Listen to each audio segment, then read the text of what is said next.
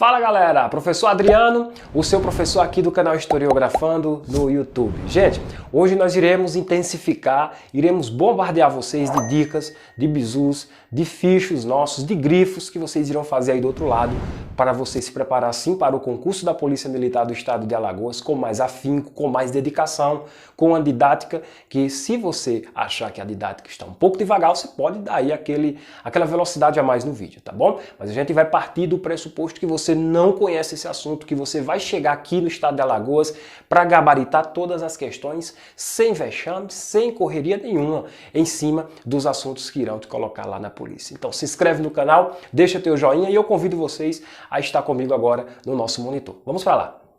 Gente, família real no Brasil é um assunto importante, um assunto muito perigoso, porque esse assunto aqui, ó, a família real no Brasil, vai desencadear lá na nossa independência. Na independência de quem? Na independência do Brasil. Tá ótimo? Então, por isso que nós iremos dedicar uma aula exclusiva somente para a família real no Brasil, com várias partes subdivididas para que você não se perca, para que a aula não fique tão enfadonha. Tá ok? Então, vamos aqui, ó. No início do século XIX, a Europa estava agitada pelas guerras. Eu já destaco para vocês aqui duas nações, ó, os ingleses e os franceses. Ó. Pega aqui essas duas nações, tá ótimo? Elas disputavam a liderança aonde? No continente europeu. Então aqui nós estávamos vivendo um período bem badalado pelas guerras entre ingleses e franceses para quem detinha a hegemonia europeia desse período. É assim que vai cair na sua prova, tá, minha galera? A hegemonia europeia desse período estava sendo decidida entre duas nações. De um lado estava a rainha dos mares, a Inglaterra, do outro estava o rei das terras, né? A figura do imperador francês, o então general Napoleão Bonaparte. Volta cá comigo novamente para o monitor para a gente continuar. Em 1806, Napoleão Bonaparte, imperador da França, ele decretou o que nós chamamos de bloqueio continental. Professor, o que é que significa isso, bloqueio continental, gente? Olha só. Proibia que qualquer país amigo ou aliado ou casado, né, você assim queira deixar bem didático para você, com as forças francesas comercializasse qualquer tipo de iguaria, comércio, seja o que fosse, com os ingleses. Então, de fato, qual era o objetivo? Volta aqui comigo. Qual era o objetivo dos franceses? Era sufocar a economia, era sufocar os ingleses. Então, Napoleão disse, ó, quer ser meu amigo? Seja. Se você teme, então fica conosco, porque se você não ficar, você não será nosso amigo, então você está excluído. Eu vou declarar o bloqueio mesmo para aqueles que se disseram amigo meus e não estão cumprindo, estão negociando com aquela nação vizinha ali, os ingleses. Olha só, gente. Então foi aí aonde eu destaco para você um fato bem interessante, porque Portugal, vou colocar aqui, tentar desenhar um muro, ó. Portugal ficou bem aqui, ó. Faça de conta que esse bonequinho aqui é Portugal. Portugal ficou aqui em cima do muro, porque do lado de lá estavam justamente os franceses, do lado de cá estavam os ingleses. Então Portugal temia o poderoso exército napoleônico. Era comparado hoje com os Estados Unidos da América, né? Mas também não queria perder as suas relações escondidas mesmo, estavam sendo escondidas nesse momento com os seus amigos ingleses. Tá ótimo? Isso, Napoleão não iria gostar nada de saber que a família real estava negociando às escondidas com os ingleses. O objetivo do bloqueio era arruinar a economia inglesa, sufocar, gente, tá? Quem não obedecesse seria invadido pelo exército francês. Quem é que não temeria, né? Hoje em dia, um exemplo, nós temos aí o principal exército mundial, o exército norte-americano. Então, se você puder fazer uma comparação, faça essa comparação. É como se eu estivesse comparando aqui o exército norte-americano com qualquer outro país aí de terceiro mundo, comparando assim nas forças militares. Então, olha só qual era o poderio francês nesse momento. Portugal se viu numa situação bem delicada, pois nessa época Portugal era governado pelo príncipe regente Dom João. Tá ótimo? Gente, não importa aqui para vocês, preste atenção para a prova de vocês, o ilusionário, o Era Uma Vez, tá? Se você quiser ver o Era Uma Vez, você vai lá dar uma olhada no livro de 1808 do Laurentino Gomes. 1808 é o nome do livro. Lá ele vai falar dos hábitos e costumes da família real, as formas de, digamos assim, de mental, as formas de asepsia desse povo. Então aqui eu descarto qualquer possibilidade de trabalhar com vocês em provas desse assunto, tá? Isso não cai em provas. Então vamos direto ao ponto, vamos focar no que realmente interessa.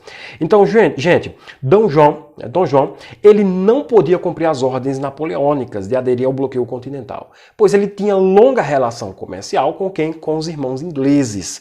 Por outro lado, o governo português temia que o exército francês invadisse as terras portuguesas. Então aqui nesse primeiro momento, aqui nesse primeiro slide, ficou bem claro para vocês qual era o objetivo do bloqueio continental. Ficou bem claro aqui para vocês nesse primeiro slide justamente o que foi esse tal bloqueio continental. Quem bloqueou, entre aspas, né, o continente? Foi justamente quem? Foram os franceses, na figura do imperador Napoleão Bonaparte. Em contrapartida, eu também já te expliquei aqui que Portugal tinha relações com os ingleses, que essa relação estava sendo maquiada, até um determinado ponto, que o Napoleão vai descobrir, né? Ele descobriu, então aí Napoleão deu o checkmate mesmo, o ultimate. Ou vocês param ou nós vamos invadir. Eles viram que não adiantou nada, a família real continuou maquiadamente, escondidamente, fazendo o quê? As práticas comerciais com os ingleses, e houve justamente a ameaça de invasão a Portugal. Então, se deparando com essa possível invasão vinda o país português, o que a família real fez? Se preparou, gente, se preparou para capar o gato. E o que seria esse capar o gato aqui, em outras palavras? Era fugir mesmo, era pegar tudo o que pertencia à corte, à comitiva real, e vir para onde? Para o Brasil, gente. Ou seja, o que nós chamamos de inversão colonial. O Brasil deixou desse momento de ser colônia e passou a ser a sede do governo Portugal com a vinda da família real de 1808. Tá ótimo? Vem cá novamente para o monitor. E vamos desmiuçar isso. Ó. Sem outra alternativa, Portugal aceitou o bloqueio, mas continuou às escondidas, comercializando com os ingleses. Ao descobrir a trama, né, o que eu acabei de dizer para vocês, Napoleão determinou a invasão de Portugal em novembro de 1807. Sem condições de resistir à invasão francesa, Dom João e toda a corte portuguesa fugiram para o Brasil sob proteção naval da marinha inglesa. Gente, olha só aqui que interessante. Ó. Olha só, eles continuaram negociando às escondidas com os ingleses e quando a ameaça já estava feita, né, Napoleão prometeu que iria sim, vamos marchar em direção a Portugal. Então, os portugueses de nada tiveram de bestas, né? Pediram justamente a esquadra de quem? Da principal, da rainha dos mares, da Inglaterra, para transferir toda essa corte, toda essa comitiva para o Brasil. Imagina só se de repente eles se deparam com o exército napoleônico em mares, então a Inglaterra estava preparada. A Inglaterra era como se fosse a marinha norte-americana, né? Os franceses era como se fosse o exército, e a Inglaterra era como se fosse a marinha mercante, a marinha de guerra mesmo norte-americana, tá ok? Volta aqui comigo novamente para a gente entender direitinho. A Inglaterra ofereceu escolta, né, na travessia do Atlântico, mas em troca exigiu a abertura dos portos brasileiros aos navios ingleses. Gente, o que é que isso significa? É um dos fatos importantes que vocês irão pegar para a prova de vocês. É esse tópico aqui, ó, abertura dos portos. Professor, o que é que significa? O que é que significou a abertura dos portos, tanto para nós brasileiros, quanto para os portugueses, quanto para os ingleses? Eu tenho que saber essas três instâncias? Sim, gente. Você tem que saber o que é que significou para o Brasil, tem que saber o que é que significou para portugueses e o que significou para ingleses. Não é a mesma coisa, não? Não, existe uma diferençazinha, tá ótimo? Essa diferenciaçãozinha, ela sempre poderá ser visualizada como uma possível cobrança, uma possível pedida na prova. E eu convido vocês a continuar aqui que eu vou falar, sim, dessas diferenciaçõezinhas. Ó. Após 54 dias de viagem, a esquadra portuguesa chegou aonde? Ao Porto Salvador. Gente, primeira cidade, Salvador, Bahia, tá? Não confunda, não foi o Rio de Janeiro diretamente. Eles chegaram justamente aonde? Em Salvador, Bahia. Em 22 de janeiro de 1808, lá foram recebidos com festas onde permaneceram por mais de um mês. 7 dias após a chegada de João, né, cumpriu seu acordo com os ingleses. Gente, qual era o acordo? Lembra lá? A abertura dos portos brasileiros aos navios ingleses. Sabe como é que isso vai cair na prova de vocês? Isso vai cair assim, ó, dizendo que Dom João, ele justamente abriu os portos, o que nós chamamos de abertura dos portos às nações amigas. Gente, as apostilhas, elas não gostam muito de falar sobre isso. A abertura dos portos para as nações amigas. Ela justamente vai direto ao ponto. Ela já vai direto ao ponto de dizer que a abertura dos portos foi justamente para quem? Para os ingleses. De fato, as nações amigas só tinham uma. Era quem? De Portugal, eram os ingleses. Então, também não estaria errado. As nações amigas, mesmo estando no plural, mas os livros didáticos gostam de cobrar assim. Quem sabe se a banca não vai seguir esse tramazinho, né? Dar essa olhada assim para as nações amigas. Porque ao ouvir essa palavra nações amigas, isso vai chiar. Nossa, o professor Adriano falou que só foi uma Inglaterra. Por que está aqui no plural? Está errado. Não, não está errado. As nações amigas, que na prática era outra história. Teoria foi essa, mas prática, essas nações no plural amigas era exclusivamente quem? Os ingleses. Vamos aqui novamente, ó.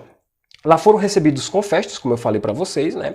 Então, essa festa durou mais de um mês e ali, na badalada festa, assinou o que nós chamamos o documento Abertura dos Portos, né? Eliminando em parte o monopólio comercial português que obrigava o Brasil a fazer comércio apenas com Portugal. Gente, o Brasil, vou tentar aqui rapidinho desenhar o Brasil, faço de conta que é o Brasil.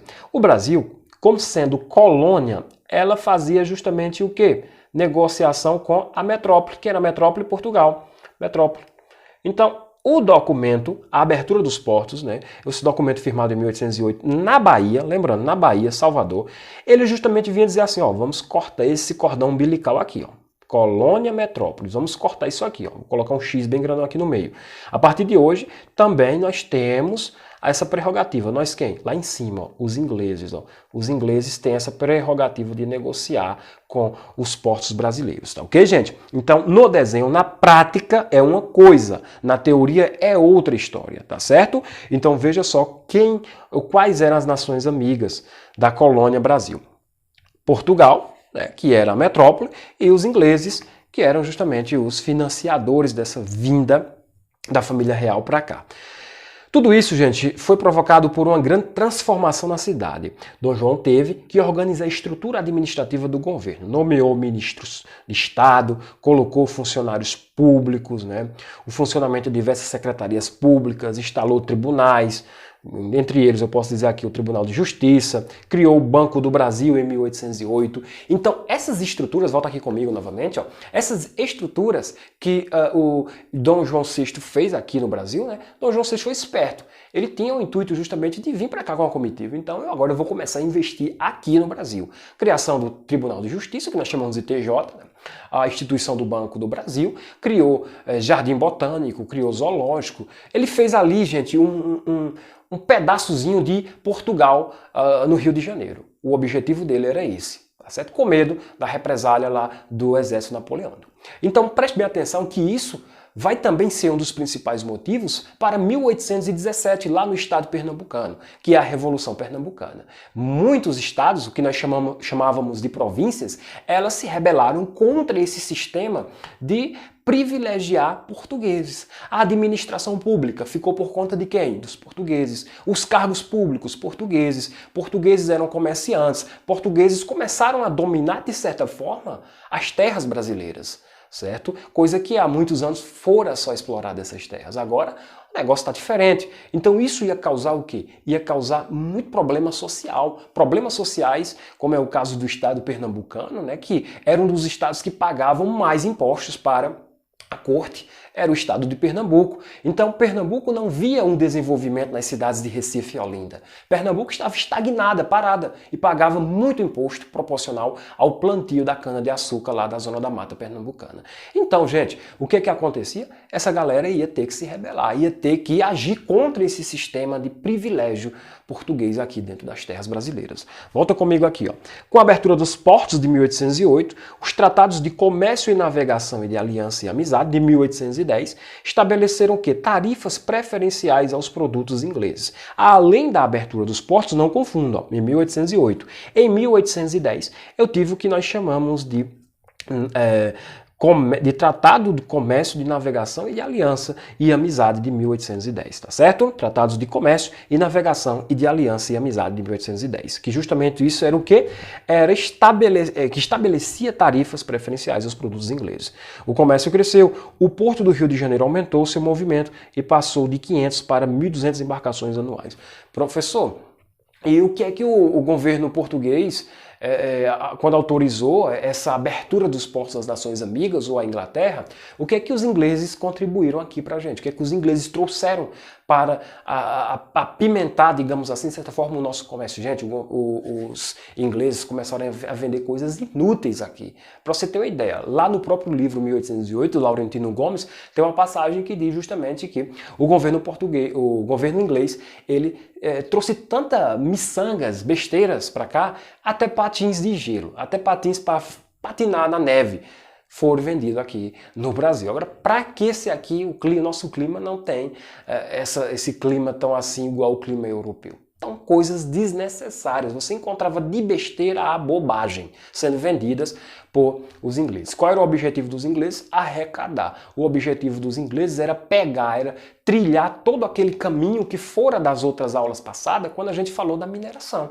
Os ingleses ainda acreditavam que existiam restícios de ouro que poderiam ser acumulado para deixar assim o capital europeu, que esse capital europeu vai ser justamente um dos propulsores responsáveis pela Revolução Industrial. Tá certo, gente? Então, nós, brasileiros, pagamos em dobro.